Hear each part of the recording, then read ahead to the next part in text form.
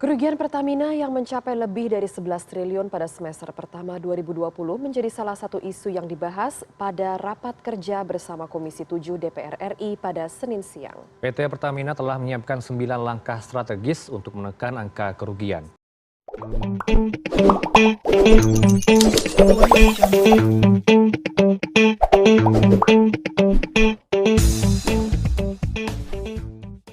Halo penikmat Diksus on YouTube. Kali ini kita akan bawakan tema dokter konting. Jadi buat teman-teman yang masih bingung tentang masalah akuntansi, bisa ditanyakan di question box yang ada di Instagram Himasia di @himasi_uty. Untuk topik dokter konting kali ini kita akan bahas tentang laporan laba rugi. Wah, gimana nih pemahaman kalian tentang laporan laba rugi?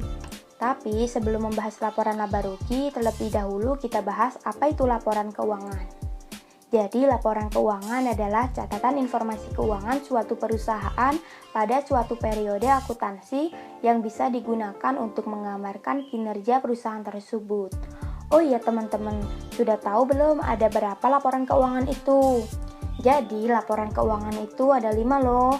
Yang pertama laporan laba rugi, yang kedua laporan perubahan ekuitas, yang ketiga neraca, yang keempat laporan arus kas, dan yang kelima catatan atas laporan keuangan.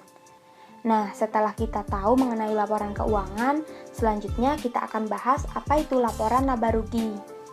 Laporan laba rugi merupakan laporan yang mengukur keberhasilan suatu operasi perusahaan dalam periode tertentu. Laporan ini berisi pendapatan dan beban yang dihitung untuk mengetahui laba maupun rugi. Untuk manfaat laporan laba rugi sendiri sangat banyak loh, namun di sini kita akan bahas secara garis besarnya saja ya. Manfaat laporan laba rugi diantaranya yang pertama mengevaluasi kinerja perusahaan, yang kedua memberikan dasar untuk memprediksi kinerja masa depan, yang ketiga membantu menilai resiko pencapaian arus kas, dan yang keempat sebagai bahan pertimbangan investor maupun kreditor untuk meminjamkan modal. Untuk jenis laporan laba rugi ada 2 ya. Yang pertama single step. Jenis ini hanya menunjukkan satu kategori pendapatan dan satu kategori biaya saja ya. Yang kedua multiple step. Jadi dalam laporan laba rugi jenis ini akuntan harus memisahkan akun biaya ke dalam akun yang lebih relevan dan lebih detail. Kali ini kita bahas laporan laba rugi perusahaan dagang dulu ya. Apa sih yang terlintas di benak kalian tentang laporan laba rugi perusahaan? Ada yang masih bingung atau belum paham? Oke, kita belajar sama-sama ya. Perhatikan dan fokus.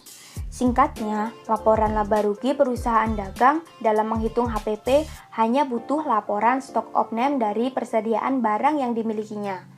Perlu diingat bahwa perusahaan dagang hanya menjual produk yang sudah siap dijual tanpa adanya persediaan yang rumit seperti perusahaan manufaktur.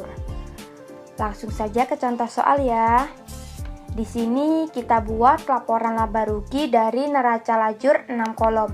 Coba kalian cermati setiap akun-akunnya. Kira-kira akun mana saja nih yang masuk ke laporan laba rugi?